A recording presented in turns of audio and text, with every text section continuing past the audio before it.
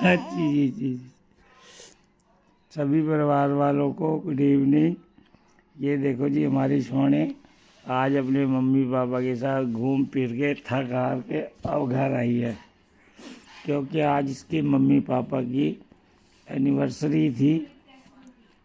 तो ये साहबजादी आज घूम फिरने गई थी और अब आई है घूम फिर के थक हार के। अब इसने अपनी पेट पूजा कर लिया है। अब ये देखो खुश है, ये देखो। अच्छी जी, चोड़ा चोड़ा बड़ा मीठा चोड़ा कि चिकन नहीं है ऐसा चोड़ा, जय चाहे मेरा मीठा चोड़ा चोड़ियल चोड़ियल। ये अब सबको good night, okay, tata bye bye कह रही है।